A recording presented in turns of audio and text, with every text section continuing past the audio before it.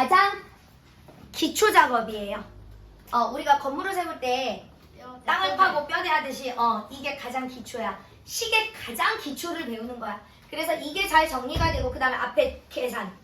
그 계산법은 니네가 고등 수학까지 계속 써먹는 계산이어서 일단 마이너스 부호 변환하는 거 계산을 정확하게 할 줄 알아야 되고 그 다음에 여기 식의 가장 기본적인 부분들을 세울 줄 알아야 뒤에 가서 활용이고 뭐고 계속 식을 세우면서 문제를 풀지. 이게 안 되면 계속 어렵습니다. 근데 아직은 6학년이고 실질적으로 중학교를 가서 더 잘하는 게 중요하잖아. 그래서 이거를 지금서부터 자꾸 연습을 시키는 거고 지금 선생님 저는 좋은 대학 가고 싶지 않고 대학 갈 필요가 없으면 사실 이 자리에 안 앉아 있어도 돼. 뭐하러 앉아 있어? 그지?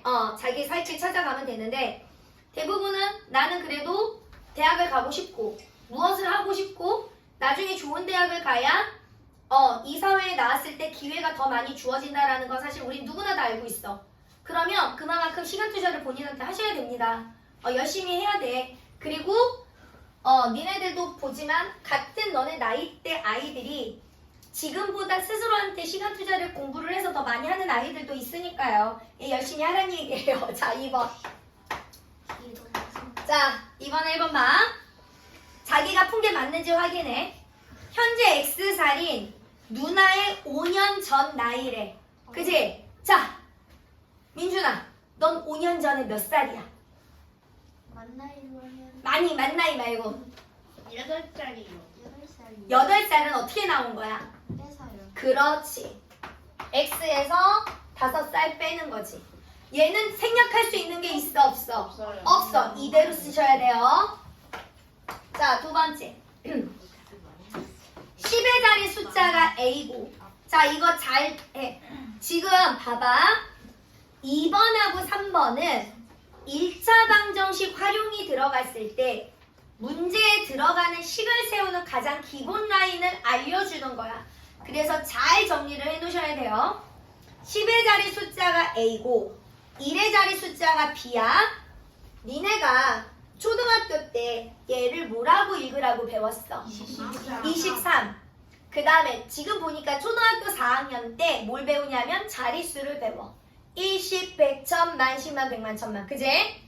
얘를 23이라고 읽을 수 있는 이유는 뭐냐 하면 20 더하기 3이기 때문이고 얘가 20이 될 수 있는 이유는 2라는 숫자에 10의 자릿수를 곱했기 때문에 20이라고 얘기할 수 있는 거야. 그러면 얘는 3이라는 숫자에 1의 자릿수를 곱했기 때문에 1의 3이라고 얘기를 할 수 있는 거라고. 이렇게 둘이 더했기 때문에 얘를 우리는 23이라고 읽어주는 거라고. 의미 정리 되셨어요? 이게 기본적으로 있어야 돼. 그러면 10의 자리 숫자가 지금 A야. 1의 자리 숫자가 B라고. 그지? 숫자가 10의 자리 수가 되려면 어떻게 해야 된다고? 숫자에다가 누구를 곱해줘야 돼? 10의 자리 수를 곱해줘야 된다고. 그래야 수가 되는 거라고. 그러면 얘는 1의 자리 수가 되려면 1의 자리 숫자에다가 누구를 곱해줘야 된다고? 1의 자리 수를 곱해줘야 된다고. 둘이 더해야 얘가 자연수가 되는 거라고. 정확하게 잘 머릿속에 집어넣고 계셔야 됩니다. 그러면 A에다 10을 곱했대. 표현 어떻게 써야 돼? 다시 10A. 그렇지. 10A. 문자와 수가 곱해졌을 때 곱하기 기호를 생략하고 누구를 앞에 쓰더라? 수를 앞에 쓰더라. B 곱하기 1이면 얼마야? 1B인데 1은 내가 어떻게 하라고 그랬어? 그렇지. 생략하라고 그랬어. B. 이렇게 쓰셔야 됩니다. 플러스가 당연하죠. 하여튼 연습만 안 해오기만 해봐가지고 그냥. 그 다음에 3번. 반드시 달달 연습해야 돼. 자, 한 켤레 1200원인 양말 X켤레를 샀대. 한 한 켤레에 1,200원이야. X켤레 샀대. 자, 그러면 X켤레 산 금액은 누구 곱하기 누구 해야 돼? 자, 한 켤레당 1,200원이래. 내가 두 켤레 사면 얼마야? 세 켤레 사면? 그렇지, 뭐 한 거야? 1,200원에다가 켤레수 곱해야 될 거 아니야. 그제? 얘가 양말 가격이지. 그제? 1,200 곱하기 X니까 우리는 어떻게 쓴다고? 그렇지, 1,200X 이렇게 쓴다고. 그제? 얘가 양말 가격이야. 자, 얼마를 냈어 내가 지금? 10,000원을 냈어. 자, 거스름돈 물어봤어. 낸돈에서 양말 가격 빼야 돼? 양말 가격에서 낸돈 빼야 돼? 네가 10,000원을 5,000원짜리 물건을 사고 10,000원을 냈는데 10,000원에서 양말 가격을 빼셔야죠. 얘는 더 이상 정리할 수 있어 없어? 없어. 덧셈 뺄셈은 절대 생각 못해. 우린 누구만 생각하라고 그랬어? 곱셈 나눗셈. 됐어? 이렇게 고개를 끄덕거리고 다음 시간에 안 해오면 진짜 정말 선생님 저희 괄호 붙이는 건 아니에요? 어디요? 아, 얘는 이 식만 있기 때문에 바로 안 붙이셔도 됩니다. 선생님 그러면 뺀 값이 7,000. 아니요, 어떻게 빼? X가 뭔 줄 알고 빼? 몰라요. 그래서 이제 얘를 배워서 나머지 뒤로 넘어가면 우리가 등식을 배우고 방정식을 배우기 시작하면서 X의 값을 구하시는 겁니다. 자, 3번 봐. 자, 2번, 3번은 1차 방정식 활용해서 다 쓰여지는 식이기 때문에 머릿속에 무조건 넣고 계셔야 됩니다.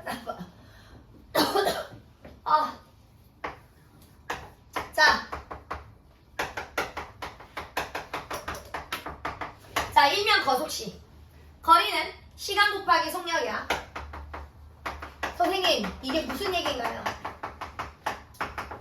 속력이라는 건 1시간 동안의 간거리, 1분 동안의 간거리, 1초 동안의 간거리를 얘기를 해. 그래서 시속, 분속, 초속 이렇게 표현하는 게 속력이야. 그럼 자, 시호야, 1시간 동안에 내가 10km를 가. 내가 5시간이면 몇 킬로 가는 거야? 50kg. 50km. 그게 간 거리잖아. 그제? 거리는 반드시 누구 곱하기 누구? 시간 곱하기 속력. 사실 이 식 하나만 알면 나머지는 예를 들어서 시간을 구하라 그랬어. 그럼 누구 나누기 누구 해야 돼? 거리 나누기 속력 해야지. 속력을 구하라 그랬어. 그럼 누구 나누기 누구 해야 돼? 거리 나누기 시간 해야 되는 거지. 그지? 그래서 우리는 이거를 이렇게 기억하고 있으면 됩니다. 시간은 속력분의 거리. 그래서 여기다 이렇게 만들어 놓은 거야. 이쪽 거 시간은 속력분의 거리. 이쪽 거 속력은 시간분의 거리.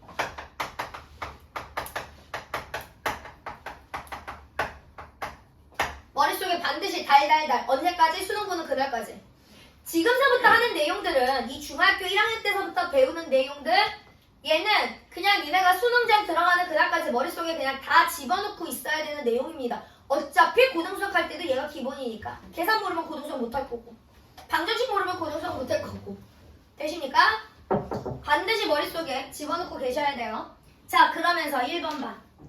시속 70km로 T시간 동안 달린 거리래. 자, 시속 70km래. 이거 무슨 말이야?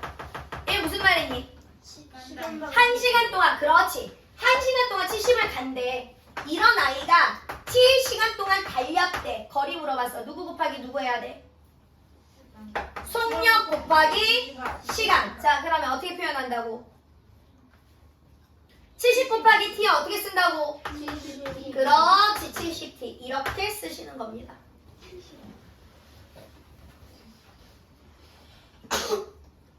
되셨어요? 네. 정리해. 다 어려운 게 아니라 집에 가서 미친 듯이 연습을 해야지.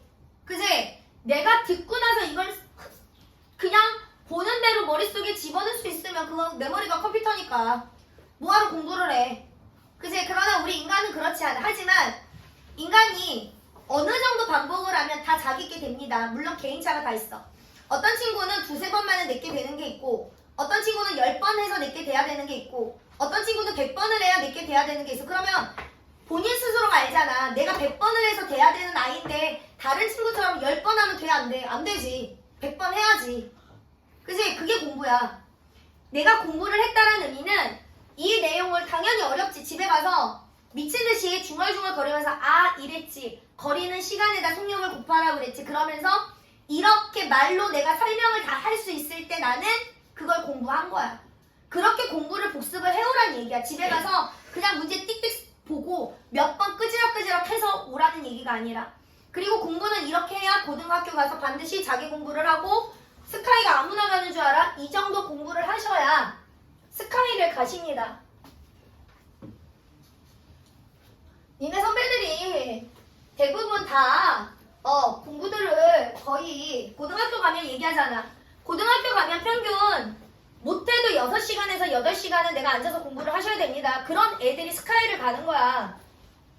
그렇게 공부를 안 할 거면 스카이 생각을 지금서부터 접고 자 3번 봐. 그 다음에 이제 여기 봐. 농도. 이 농도라는 건 맛의 진하기. 그러니까 예를 들어 이렇게 생각하면 돼. 내가 200ml 우유에다가 제티를 한 스푼을 탔어. 그지? 그리고 200ml 우유에다가 제티를 15스푼 탔어. 그지?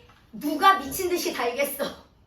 15스푼 탄 게 미친듯이 달 거 아니야. 그게 농도가 진하다라고 표현을 하는 거야. 의미정리 되셨어요? 그런데 이런 농도 문제를 대부분 중학교 문제집에는 소금물로 가지고 문제를 하지. 그래서 소금물 분해 소금양 곱하기 100%야. 이게 농도야. 그러면 우리는 얘를 가지고 니네가 이제 뒷단원에 1차 방정식 활용이든 중학교 2학년 때 연립방정식 활용이든 중학교 3학년 때 2차 방정식 활용이든 농도 문제는 거의 대부분 다 양으로 식을 세워서 문제를 풉니다. 그럼 소금 양은요 어떻게 구하더냐.